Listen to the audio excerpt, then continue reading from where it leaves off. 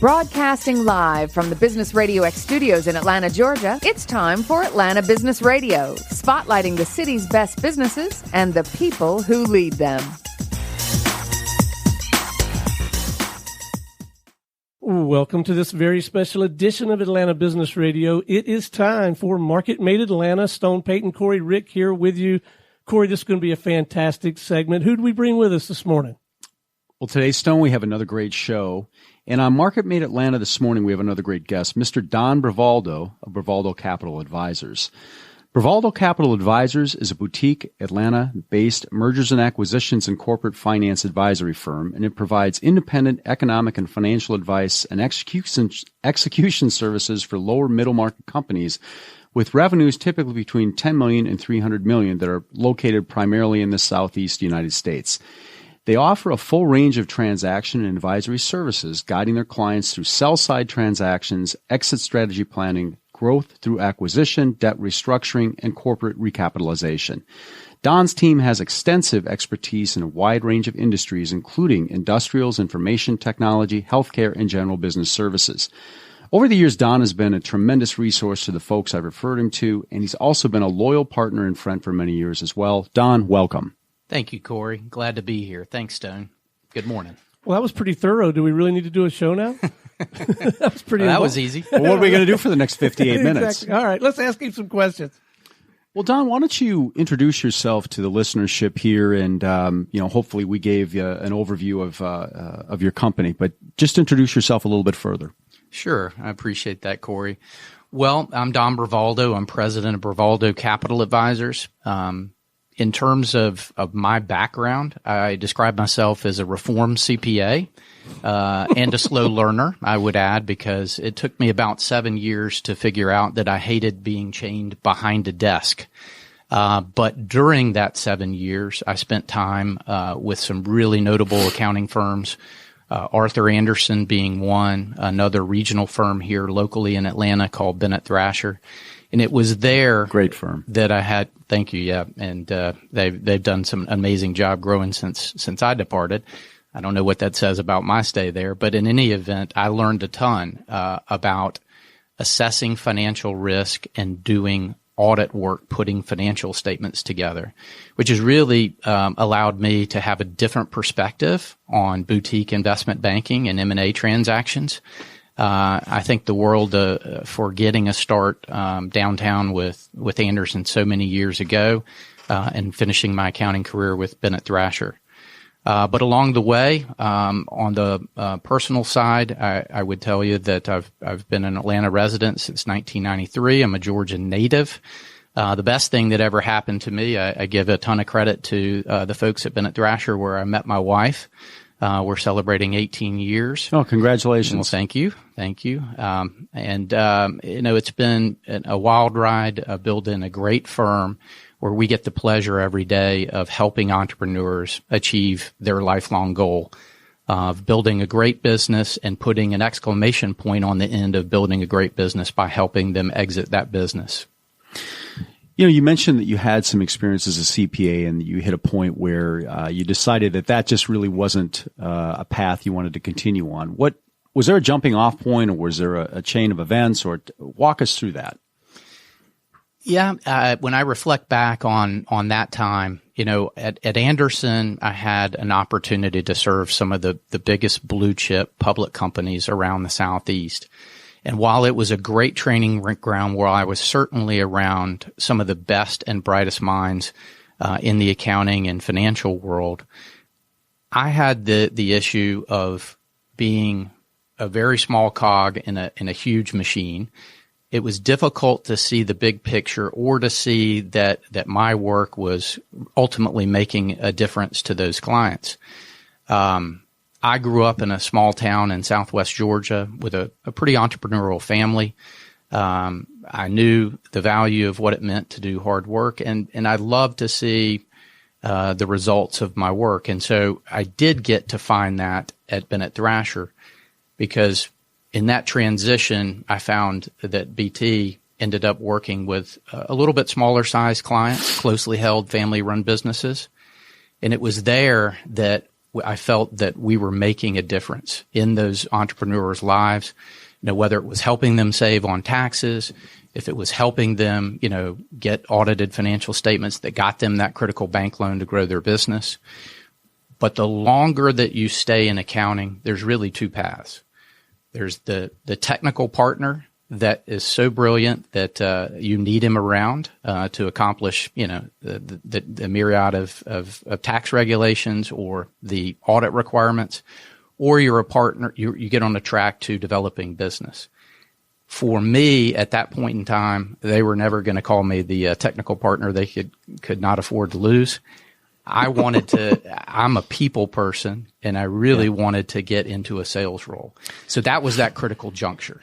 I think that when I think of your name, when I hear your name, business development is like the second thing that I hear when they talk about Don Bravaldo. And it seems to me that having a CPA would be very, very useful in the line of work that you're in now.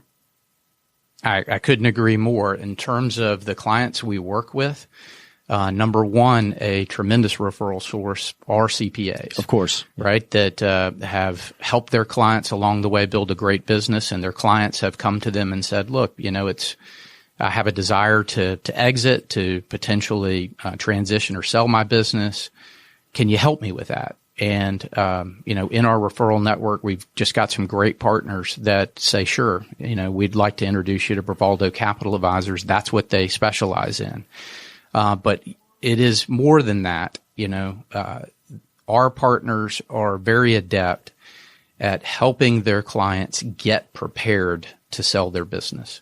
And so a CPA fundamentally can advise that business owner 2 to 3 years in advance of a sale to say, we've been good about keeping the cost down. You've saved on taxes.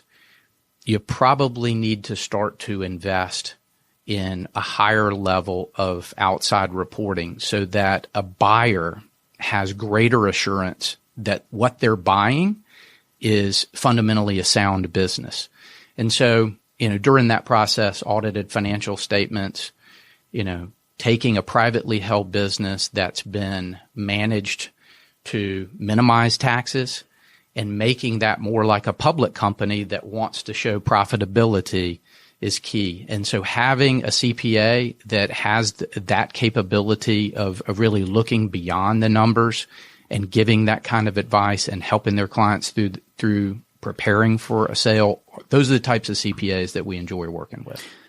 It seems like when somebody has an inclination to sell their business, it seems like there is a process that involves setup, that involves maybe cleaning some things up. Tell us how you coach people around that. Very carefully. As you know, with most entrepreneurs, it's bite-sized sound bites that you get when you first meet them. But it all starts with getting the lay of the land. What state is the business in? Traditionally, with referrals, there's a trust factor there. Obviously, everything we do is confidential, so we sign non-disclosure agreements. But we'll look at the company's financial performance over the last 5 years, and we'll put together an analysis and come back to them and say, what are your plans for exit? What's important to you? What are you really trying to achieve? And it is no surprise that one of the first things that's critical is how much money can I get, right? What is my business worth? You mean people want to know about money before they sell their business? Really? They might just want to know this about just money.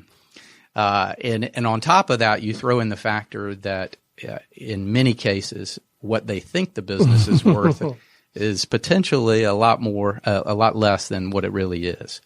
And so we spend time, looking at business value, looking at how they've been running the business, and asking them how much of a runway do we have to work with? Are you going to be one of those clients that will actually invest time in planning? Or are you going to be one of our clients, one of our many clients that come to us after events have transpired and say, it's time to sell? Yeah. I've done relatively little planning, but I've got a good business, and we would agree they have a good business. Do what you can, get it sold. On the planning side of the equation, our favorite types, because we know that planning makes a tremendous difference in our efforts and translates back into value. So back to your original question, what are some of the things that we look at and recommend? Again, oftentimes a private owner is going to manage from a tax perspective. There could be a lot of personal expenses or family members on the payroll, or you name it. We see everything from planes, trains, trips. I'll bet you do. Everything. We start to say, look, you're going to have to stop running that through the business. Yes, you're going to have to pay more in taxes today over the next few years, but it'll come back to you in a multiple of value 3 years from now when you sell. Yeah. That's the number one thing. And the second key critical thing is a lot of private businesses don't have audited financial statements. They might even have reviewed financial statements. This goes back to having outside assurance for investors that the company's financial records are sound.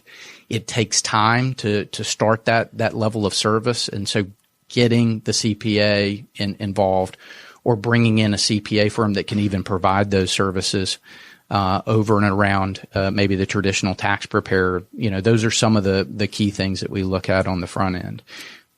We could talk for an hour about all of the advice that comes out of our analysis. I'll mention one key area that, given enough time for the planners out there, probably one of the single biggest things that we see is an owner that has a great business, is making a ton of money, but is still running around with their hair on fire trying to do everything themselves. So augmenting that management team, even if it's 2 to 3 years out, is a key piece. Do you have an ideal timeline of, you mentioned the runway, where your client prepares and does the things that you advise them to do to get it ready? Is it 2 years, 3 years? I mean, it seems like the more time you have, the more you can really button this up and perhaps get a better value for that. Is that fair or is that off? I think it's absolutely fair. And to be honest with you, Corey, both you and I have participated in peer-to-peer CEO organizations, and there's one that we both have participated in, Vistage. They're very fond of saying at the beginning, think of the end, right? So when you start a business, start it with what your end game is in mind. Now that end game can change. Sure. Right? It can start out being a family succession and end up being an M&A sale to the outside world. So for us, we have prospects that, no lie, we've had a relationship over 15 years with the company. It seems like every couple of years they'll come in and say, we might want to sell this year. Can you analyze the business for us? Tell us where the value is today. And even if the value is there, that owner founder especially has difficulty letting go. And, I remember a story from a few years ago. There was a business that I had a 10-year relationship with, and no lie, we prepared a proposal 10 years of those 10 years. Every year they'd come in and say, now is time. And they just couldn't pull the trigger. We finally caught that car a few years ago I remember bringing in a bottle of champagne going, the longest pursuit at our firm. We finally landed them as a client. And, of course, that was the kiss of death because they ultimately did not sell after we got some great offers for the business. But, there's still a prospect. We'll sell that business one day. Yeah, I think that, when I think of your name, business development is a second thing that I hear after your name, but also, all the relationships that you've developed. I mean, you've been very effective at building these relationships. I always hear nothing but positive things about you, and I think that's a testament to how you've branded yourself and the firm. How did you do that? For that? Well, I think fundamentally it comes back from the way I was brought up. Very fortunate to have some great parents that just taught us, it's better to give than to receive. And I've tried to build my business the same way, connecting people, helping them where we can. These are things that aren't often synonymous with investment banking, where on Wall Street they tend to put fees ahead of clients. I took the opposite approach and just said, we're going to help people. And in doing so, good things are going to happen for our firm. In terms of the networking aspect, It is true that I'm a tremendous networker. That's an understatement. In our business, people think of us negotiating all day long, spending hours analyzing businesses, and we do. We have a team for that. I spend about 50%, maybe even 60% of my time developing relationships. Yeah. And of all those efforts, our firm is a little bit different. We are not trying to work with as many clients as possible. We purposefully have built the business to only work on 5 to 7 transactions a year. But in doing so, to find the high quality company that is willing and interested in working with a firm like ours, we probably meet with 100 different companies in the year. Yeah. How did you decide that this was the direction, buying and selling companies, helping them get their businesses ready to sell? How did you decide after you decided, hey, the track you were on as a CPA, that wasn't exactly what you wanted to do? How did you decide to start the company? Well, picking back up at the story, I remember being a young audit manager at Bennett Thrasher, and I was just starting to get an opportunity to develop business. I remember the founding partners, starting to take me out on sales calls. And when we had our sit down, I started to ask, well, what is it going to take, to get on a partner track, to be able to do this more often than occasionally? And we talked about the time frame, and I reflect back on it being a young business professional and impatient. I would reflect or contrast that to today. I'm not young anymore, but I'm still impatient. And at the same time that those discussions were going on, I had a recruiter approach me to recruit me for a position with a public company and to join their M&A team. Being young and single and wanting an opportunity to, again, be people-facing, the job was going to require a lot of travel. It was going to require relationship building with potential companies that we wanted to acquire. So I decided to make a career change and plunge into corporate America in the corporate development role with Hanger Orthopedic Group. And when I look back, it was a pivotal moment in my business career. But I can say that almost immediately I realized that I was passionate about the pursuit of doing transactions. I was very fortunate to have an incredible boss who was head of the M&A program at Hanger, took me under his wing, taught me how to run a corporate development acquisition program, and gave me a lot of responsibility. Was able to travel around the country and acquire businesses, $100 million transaction sizes and below. Not necessarily on my own, mind you. I worked very closely with Mike, but that was really the foundation from switching out of public accounting and getting into the M&A business. And how long were you there? You know what? In a day and age where corporate careers are short, mine was even shorter. I was there a total of 3 years, and the first 2 years at Hanger were incredible. Drank through the fire hose. As they say in the M&A business, they're dog years, 80-hour weeks and, the pursuit of a transaction when it's there. We were on fire looking at probably 70 or 80 companies a year and buying 10 or 15 back then in those days. But a year and a half after I joined, Corey, we decided to get away from our accretive to earnings, buying smaller companies and integrating them into our company strategy. We decided to buy our largest competitor, and it was a transaction size of almost equal size as Hanger at the time. And so, the long story short, that transaction proved very challenging and financially damaging to Hanger at the time. We nearly lost the company. Fortunately, I can say that our department was not in charge of that. Hanger figured out a way to go to Wall Street and pay a Wall Street investment bank a lot of money to teach them how to overpay for an acquisition. So I emphasize this story today with a lot of the companies I meet with. I've been a part of hundreds of successful transactions, and I've seen transactions that aren't successful, and I've seen the consequences. So my last 6 months with Hanger before things got so bad, they had to reorganize the business and halt the M&A program, were spent closing non-performing NovaCare facilities that we had acquired in that acquisition. So 3 years corporate America, fell in love with the M&A business. That bug bit and hasn't turned loose. So I wanted to stay in the M&A business.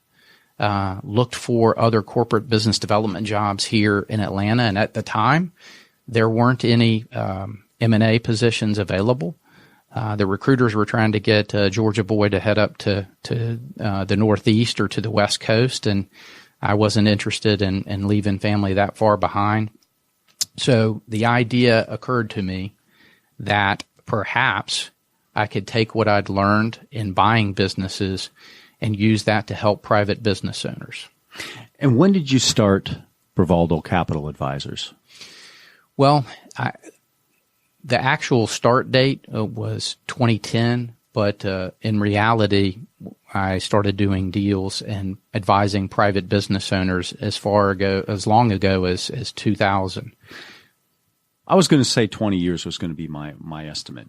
Sure. But you certainly have a wealth of experience where you can guide and help folks and be a trusted resource. And certainly that, I believe that probably helps you in your credibility when you're schmoozing and meeting people out there who are thinking about, selling their businesses.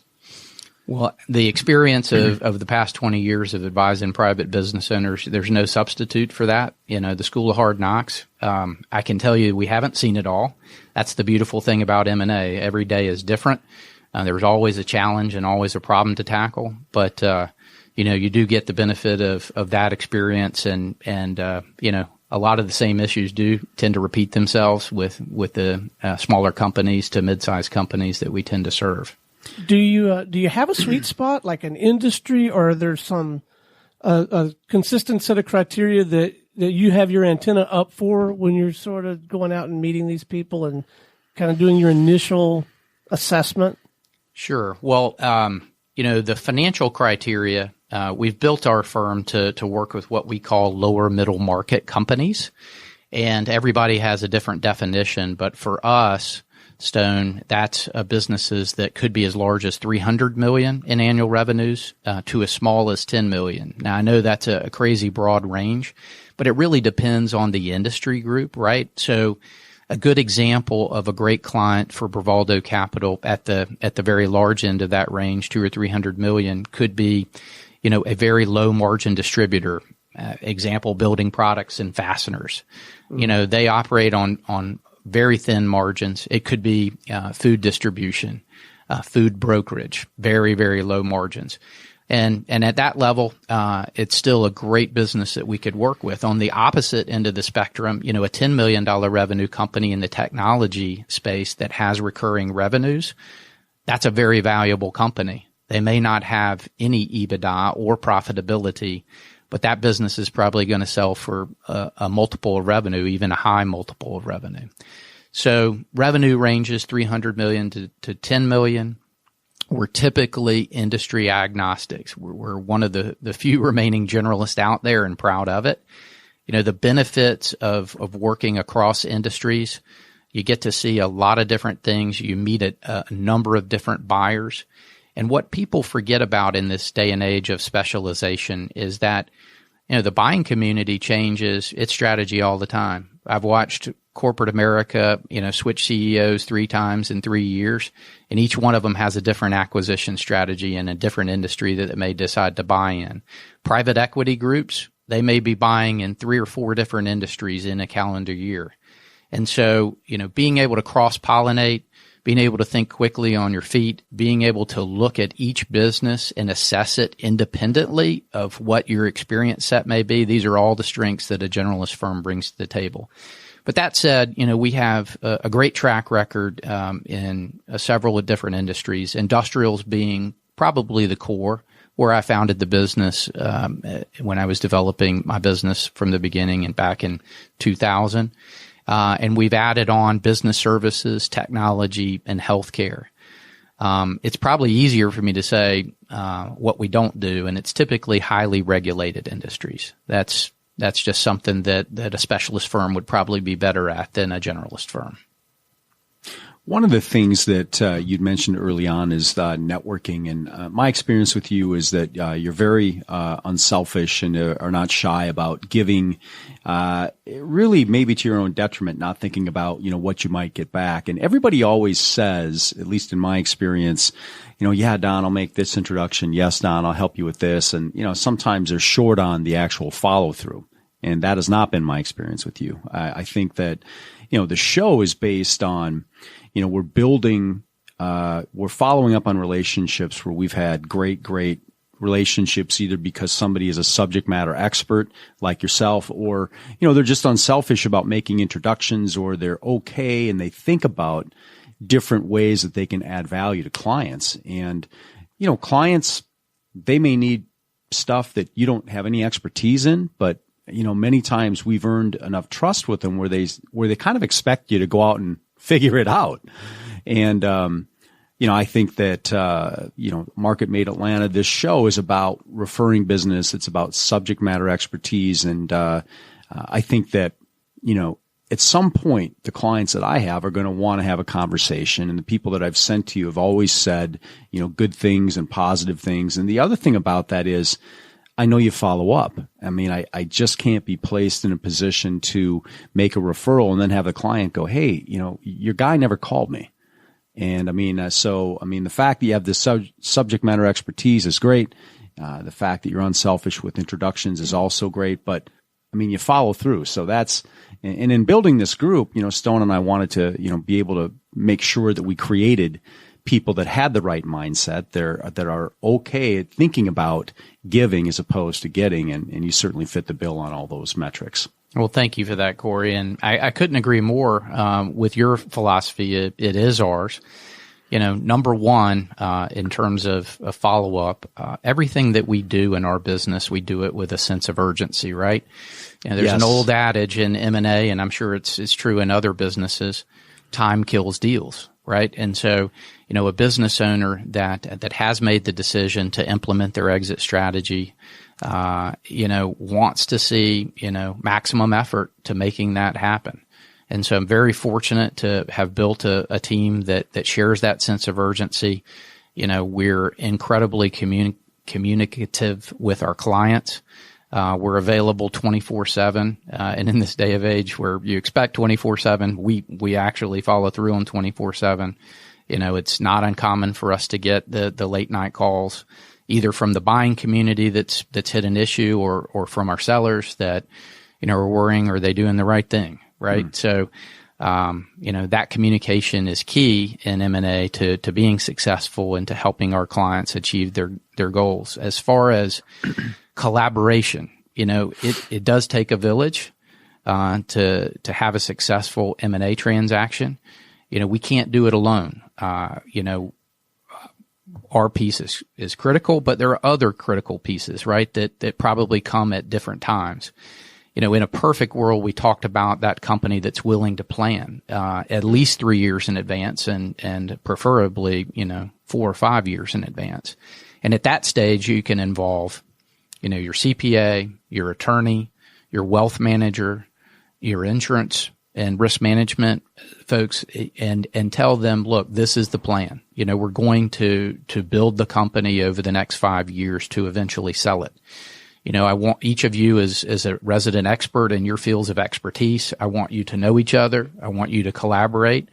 I'm not, writing a blank check here, but if you guys want to do some planning together, once every 6 months, now's the time to really start thinking about these things. So we love working with others. Obviously, when we get into the market, i.e. marketing a business professionally for sale, it's an incredibly difficult time. And oftentimes many of our clients do come to us and say, I'm ready to execute. There's not 3 years of planning in advance. Make this happen. So if we're in that transaction environment, if we're in the market, if we're trying to close a deal, just how critical it is to introduce outside professionals that we know and trust and are are going to get the job done, it's incredibly important. And so I can't emphasize that enough. The team that you're building, you have trust in them, and likewise, we do, and you as well. And that's what it takes to really put a deal on the line to bring in somebody else. How do you two decide who you're going to let into this sacred circle of trust? I mean, because you got to be careful, right? Your reputation's on the line. Do you guys have some disciplines on that side of things, like things you're looking for in other people, and you're like, yep, that I do. I can speak to. Yeah. I mean, I'm not going to speak for Don, but I turned 55 at the end of May, and you've been rode hard and put up wet, man. I'll tell you what. No, you look good. Well, this is a radio show, so it's good that they don't have the actual video here. This is why I do radio. But no, you have some rules or disciplines or something. I think what I've learned is this: like, no trust. I have a really good client, and I asked him the same question. He said, "Like, no trust." I said, "Well, what do you mean?" He said, "If I don't like the person, it's hard for me to want to get to know them, and I get that."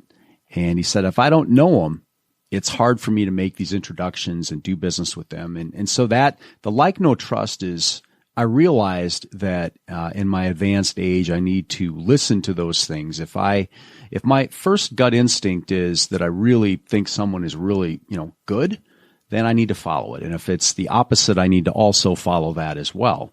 And, there's a lot of people here in our industry, in our businesses, and there's a lot of people that think just like us. And so I'm committed to finding those. And the other thing I look at is when I do make a referral, on some level, you're kind of like Chuck Woolery on the Love Connection. You've got to match up the personalities. I mean, at least this is the way I think of it, like, no trust, but you got to match up personalities. You can't match a driver up with somebody that's laid back. It may not work. And so ultimately that referral is going to come back to you, and your client may say, well, Don, your guy was kind of aggressive. And now maybe it has the opportunity to adversely affect the relationship that you have with that person. So for me, there's a lot of considerations, like, no trust. You got to know what you're talking about. I don't want people to go in and sell my clients. I just help them, help educate them, help them get their questions answered. And maybe they do something, maybe they don't. But the whole basis of what Don and I do is education. I mean, most business owners, they don't know, hey, you should take some time and build a runway out there to shore up whatever needs to be shored up in your business and so on. And also, they have to follow through. I just simply cannot be placed in a position where somebody says, hey, Stone, your guy never called me. And now it's a follow-up item on my calendar that I got to go back, to the referral that I initially made. So that's kind of a long answer to a short question. And, I think I can pick up on just a couple of pieces. Number one, let me reiterate, other professionals, who would we refer? Who would we bring into a deal? Stone, great question. I couldn't agree more with Corey that after answering a few critical questions, that personalities do matter. To be able to communicate effectively to the client, there's got to be that mutual trust and respect. And that likability factor, certainly helps on the communication front. I think the first starting point, for us is, assessing that their technical ability and having confidence that they're incredibly good at their field of expertise. How do we get insight into that? It's, many years of getting to know one another, having, the experience of maybe working on a transaction together or on opposite sides of it. Or in our professional community, you over time realize who's incredibly successful at what they do. Another key component that I look for, while I want to see that success, I do want to see that advisor can be a good listener. Right? There are a lot of advisors that are good talkers, but I want to see some good listeners, because it does take a lot of patience and listening to get through critical issues on transactions. And then finally, we try and match values. We're not going to, when we have a choice, if we don't see that the values aligning from an integrity standpoint or the how we do business standpoint.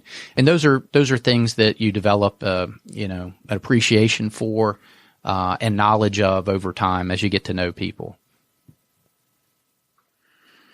The other thing that's important is, it's kind of cool to help out somebody that you built a relationship with. I mean, I think that, I'm not going to speak for you, but I know that, most of the business that I get on my own because, of things that I've developed, blogging, speaking and so on. And your premier radio show, Tuesdays with Corey, the second Tuesday of every month.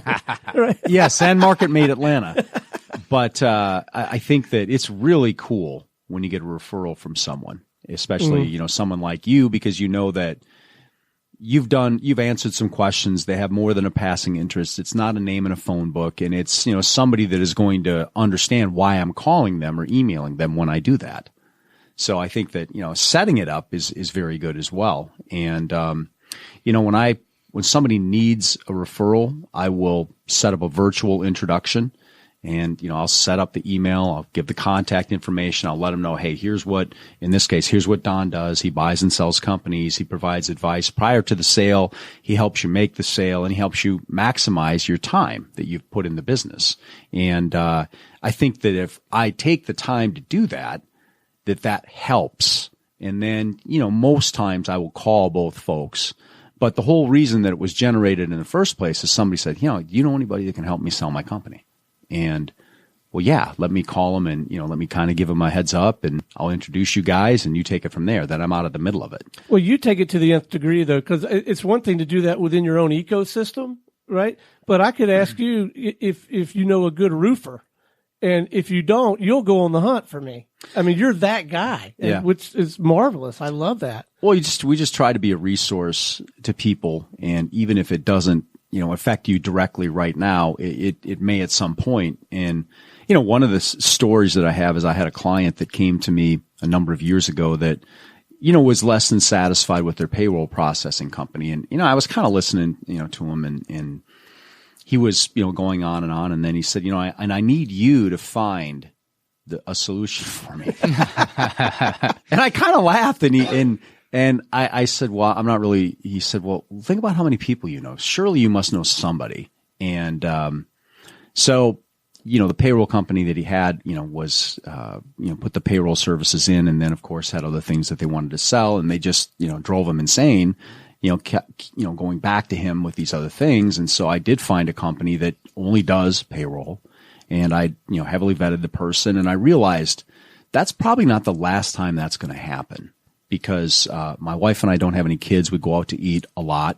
And our biggest discussions are, what I'm going to cook on the Big Green Egg or what bottle of wine we're going to open or where we're going to go eat.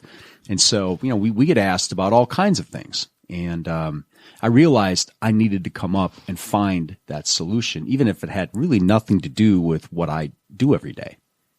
So just being a resource, I think, is really important. But for me, that's one more reason for me to have my antenna up and looking for opportunities to bring you into the fold. If I will look for and even search out because I'm beginning to learn more and more about who is a good prospective client for you. I'm actively searching that out. But part of the reason is because of the way that you've conducted yourself during the whole. Well, I think the other thing, the people that get referrals from me, one of the things that they ask me is, okay, what's your experience with this guy? And, certainly when I refer you, I can say, well, I've known Stone now for going on 3 years. We've had a radio show that we do together. I have another show that he helps me with. It's generated X amount of business and so on. And so I can say, here's the things that you need to be prepared to talk about with him. And vice versa. I mean, you and Holly are clients of mine, which you shared at the outset of the broadcast today. And anybody that needs my expertise, you're going to be able to say, well, I'm a client of his and here's why I like it. And to me, that really, it really makes it more straightforward because if somebody wants to refer me to somebody that they don't have any experience with, it makes me feel some kind of way, are you, what's the real reason you're sending me this way? So if I have a personal relationship with someone, if I've done business with them and the experience is good, then that I'm happy to help people because it helps my relationship with both parties. And people that have known me, they know that I throw compliments around like manhole covers. They know that I would tell them, not this guy. Very true. And so, but that's the way I was brought up. My dad was a no gray area kind of guy, and just lay her out there, let them know. Well, it's certainly a testimony to the way you do business, because we do have mutual clients in common, and every one of them, talks about how you go out of your way to help, even in areas where it's not your field of expertise, but you've gone the extra mile to really do the diligence and help that business owner solve a problem. And really that's what it's all about in our business too. Trying to find ways to help business owners solve problems. One of the really cool things that I enjoy about our business is we get to see so many different types of businesses. And again, when we have the opportunity to build a community and form a long-term relationship, it's not just about, ultimately the M&A event. It's about, our goal for this year is growing X, and, we may need some extra capital to be able to do that. Do you know anyone? Do you know a more aggressive lender that potentially would, actually pay attention to us and help us, through some of the challenges we have? It could be something as crazy as I remember a year or so ago, a business owner approached me and said, look, I found out that my wealth management firm has been overcharging me. I think there's I think that there's some, I'm sure that cheered him up. Yeah, it cheered him up. And he said, well, look, do you know, a lawyer that can help pursue in this particular circumstance? I'd never done this before, but was very fortunate that over the years of networking to have met someone that actually specialized in business litigation with broker dealers, which was what was called for. And so it was actually relatively easy to connect those people. Many of the things that we get to see, we see business owners doing some amazing things with their business, and those ideas are transferable, right? So we learn vicariously through them, and we're able to share with other business owners that are trying to tackle that same problem. So, we may not be, widget manufacturers, but we've been in, hundreds of widget manufacturing companies, and we know a good company when we see it, and we know some of the challenges that they face, and we know how others have solved those problems. So we're readily available and interested in offering advice and connections to help our clients grow their businesses. Now, Don, how many employees does your firm have now? Internally, we have a team of 7 investment banking professionals and support staff, which is a good size. We are trying to add an additional analyst as we speak, and I've had some amazing candidates, and so it's been a difficult choice trying to zero in on just who we want to grow our firm with. We also have an amazing advisory board comprised of retired CEOs and executives in transition. And they number another 7 advisors. And some of them are very involved in our business. They're very active. And this was an idea that I got years ago. Thankfully, I followed through on it because I have a lot of ideas that sometimes don't get implemented. But this idea was... Gee, I've never heard that before. Every entrepreneur has that issue. But, we wanted to differentiate ourselves, and we knew that this planning thing was very important to our clients and our future clients. And many times we'll meet that business owner that says, hey, I have a goal of growing my business from 50 million in annual revenues to 100 million, right? That's what I want to do, and then I'll sell. Well, we'd get to that point and we'd say, well, look, we can do a business valuation, we can do a readiness assessment, but, along the way, we're not going to be capable of giving you operational advice how to get there. And I realized that, look, there's a great resource. There's many high quality retired CEOs in this community. There are many executives that are in transition that are willing to give time. Why not put an operating board together and get some operational expertise? And so for surprisingly very few cases. It's not that we don't mention this service to everyone we meet. It's just many entrepreneurs get busy and don't spend the time to plan. But for a few, we're able to plug them in with some amazing CEOs that have been there and done it, and not only grown a business to $100 million, but have had P&L responsibility for $1 billion a year organization. You just got, people like George McConnell and Bob Thomas on our board that have done some amazing things and grown some businesses. And they're a great resource for lower middle market companies that are willing to engage and are interested in working. How do you keep your employees engaged? It's fairly easy. We're hungry. Every year the clock resets. Every calendar year, it's about how many successful transactions you can help your clients achieve.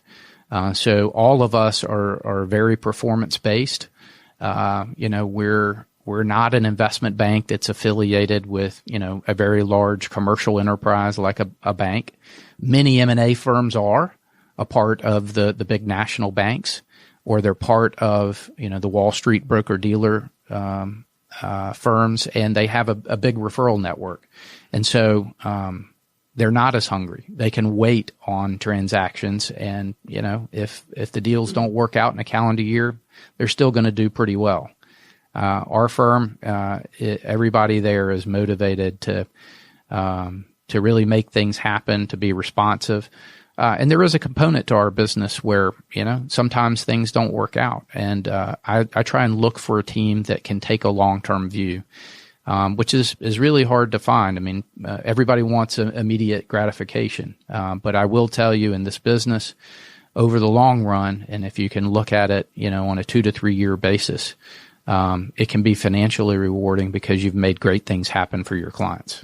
Well, I think that in your line of business, and correct me if I'm off in any way, shape, or form, you have to have the right relationships. And, people, I think, want to watch you and hear about you and talk to others about you. And if they have 4, 5, 6, 7, 8 years of experience with you, then they're likely going to be more apt to say, "Hey, Don, it's time to sell my company," as opposed to somebody you just meet. That's why I think it's, one of the things you do, of all the things you do very well, one of the things you continue to do is go out and rub elbows and network and, do those business development kind of things. It's so true. I mean, we were talking about, what do we look for in professionals that we're going to refer in to our clients, especially in a critical kind of M&A type situation or pre-deal planning type engagement. Those professionals are doing the same thing, right? They're assessing, the quality of the firm and how you do business. Yeah. I mean, it's a rare day that I meet a business professional and they say, "Look, I've got this longtime client that's thinking about selling their business." No, they want to get to know you. They want to assess your values and make sure they align just like we do with them. So yes, it's, time is your friend if you are careful and you stick to your principles and you do things the right way. Over time, people realize that, and in the long run, they like to do business with people that they know and trust. It's an interesting point and an important point, I think, as a commission-based salesperson early in my career and as an entrepreneur and business owner later in my career. I've had some real peaks and valleys and income, and have like a really strong quarter, even a super strong year. And I know personally, I have caught myself kind of coasting, after a really nice quarter, a really nice year, and maybe not, exercising what I call high velocity habits, just, doing the things, the basic blocking and tackling every day, every week, every month. People in my system sometimes fall in that trap, our other studio partners. You got to stay on top of that, right? And keep pushing that handle. No, you absolutely do, Stone. And that, that's probably, the biggest challenge in our business. Is, we are not a recurring revenue business, right? It's typically, especially on the sell side, it's a one and done, right? One and done type event. Now, it's great when you find that technology entrepreneur that's going to, found and start and sell 3 businesses. But It doesn't typically happen every day. And so, we take the time as a team to celebrate our clients' victories, right? Because a lot goes into achieving those victories. I usually give it a few days for the dust to settle. And then, I am one of those drivers that Corey mentioned. And that's what it takes is setting, a high pace and a high bar. And with that, I do encourage my people, take all of your vacation because you're going to need it, right? Because when you're in here, you better bring your A game. And that's just really the way that we do business. But for a boutique firm that's not a large firm, but not a small firm and somewhere in between, there's absolutely peaks and valleys in a business that is very susceptible to, economic contractions and expansions. And so, it's my job as the president of the firm to, try and have that crystal ball to see where we're going. And in bad times, our business grows on the buy side. Smart money buys when times are tough and valuations are down. And in times like this, we're heavily weighted towards sell side where valuations are through the roof. And when times are really tough, we help dig through distressed transactions and help owners work out of problems by helping them sell their businesses and get out from under personal guarantees. And we do that in partnership with turnaround firms and others. But, that's hopefully a different time that's a long way off in the future. But, at some point we'll be back there again. And that's just a few of the ways we try and deal with those ups and those peaks and valleys. Don, what gives you the greatest satisfaction in your day-to-day activities with your company?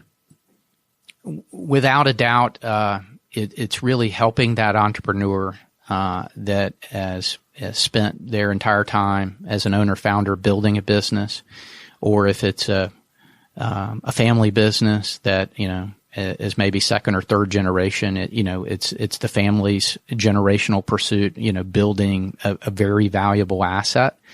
And helping them realize, the final touchdown to their entrepreneur or ownership career, and help them put an exclamation point on that. It's a great feeling to see them, successfully exit the business on their terms. Yes, valuation is a key to that. Everybody wants to hit that home run, and get wealthy or add to tremendous wealth that they've already generated out of the business.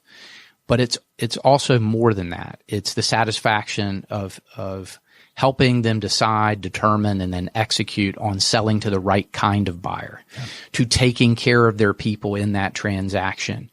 For some of those business owners that care about that legacy, devising a marketing plan that is going to sell the business to someone who's going to continue to run the business very much in the same fashion, and that name survive and the employees continue to have a home.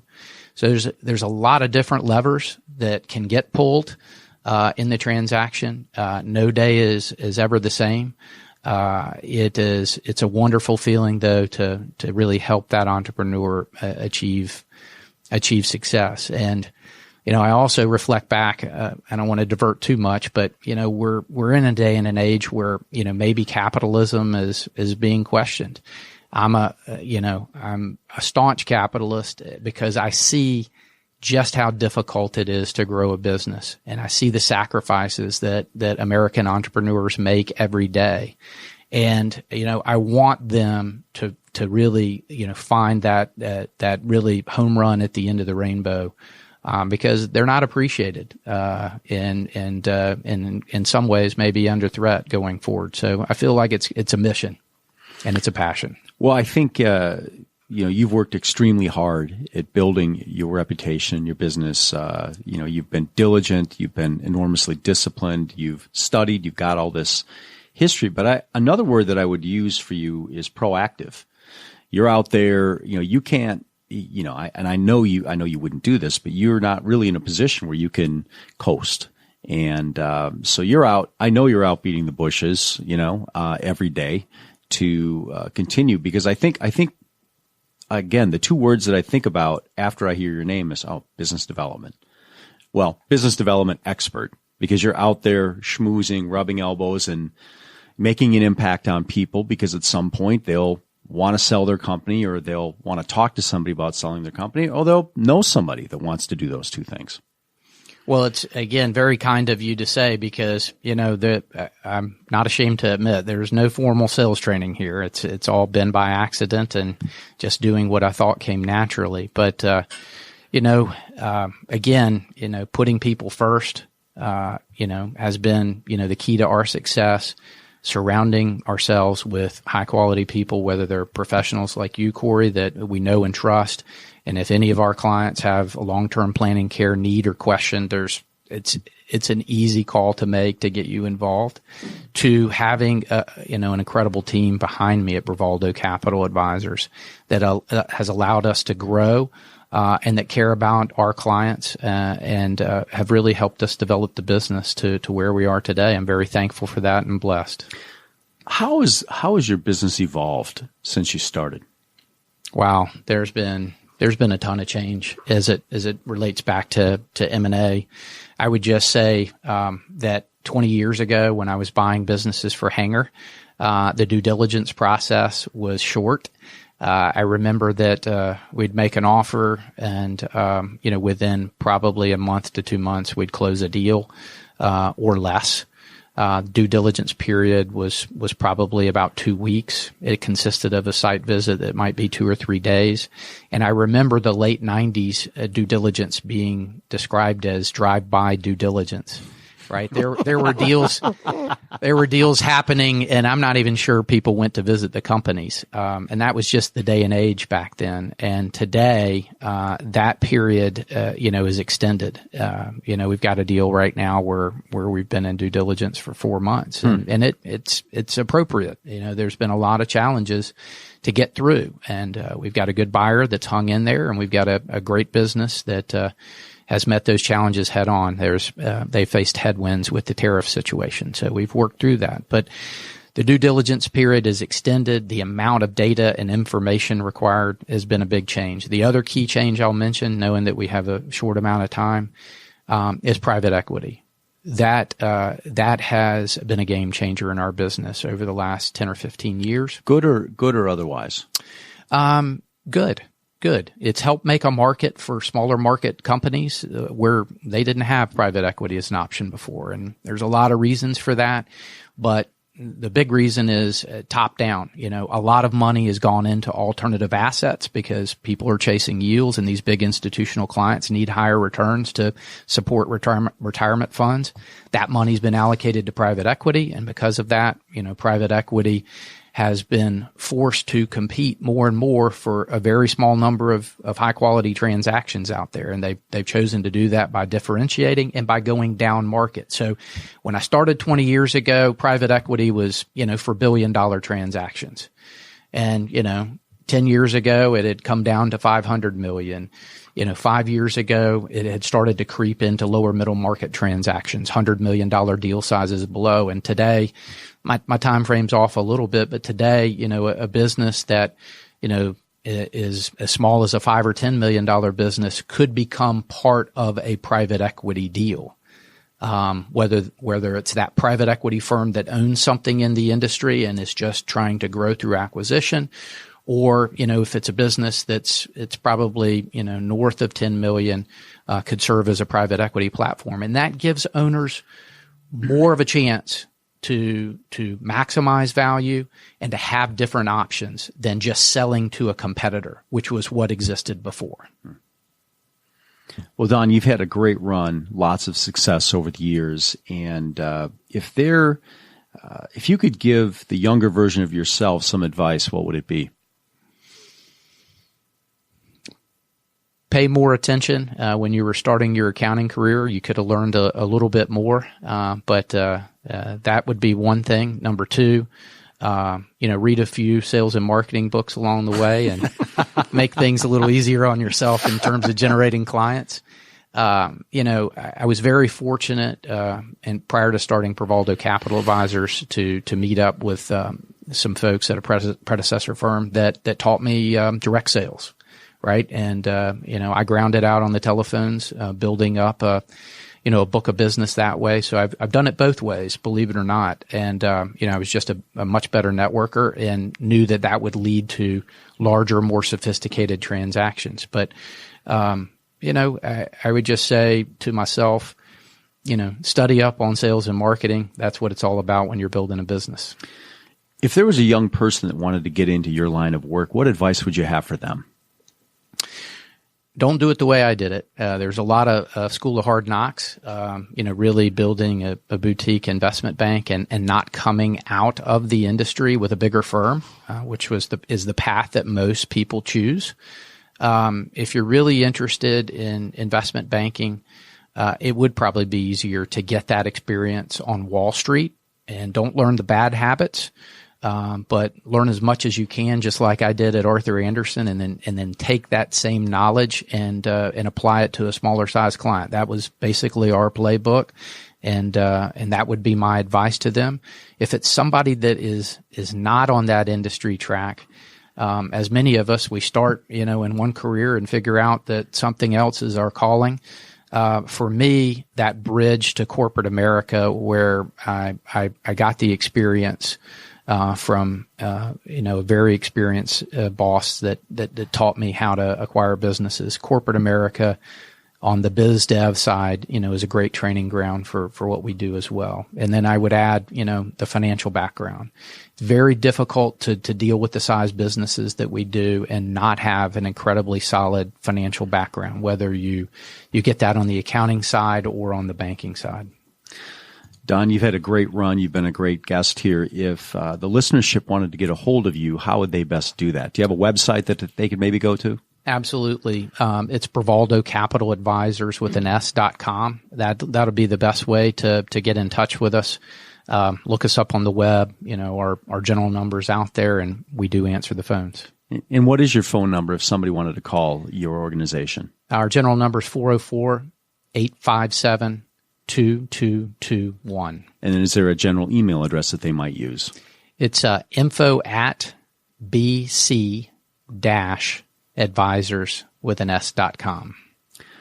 Don Bravaldo of Bravaldo Capital Advisors, you've been a great guest. Congratulations on all your success and continued success. Thank you very much. Oh, Corey, thank you. Thank you, Stone. Really enjoyed it. Absolutely our pleasure, man. Thank you for sharing your story. All right, this is Stone Payton for Corey Rick. Our guest today, Don Bravaldo with Bravaldo Capital Advisors, and everyone here at the Business Radio X family. We'll see you next time on MarketMate Atlanta.